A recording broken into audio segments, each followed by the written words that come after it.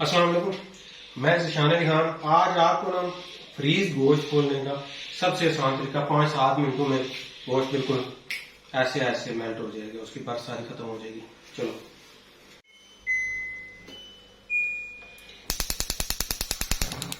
ये पानी मैंने ले लिया पतीले में।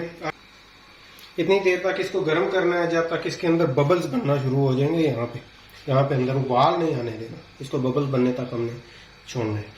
और ये देखें कि गोश्त हमारा मैंने अभी फ्रीज से निकाला है, थोड़ी देर हुई है, बिल्कुल फ्रीज है, जमा हुआ है इस तरह। ये देखें, पानी हमारा बिल्कुल रेडी हो गया।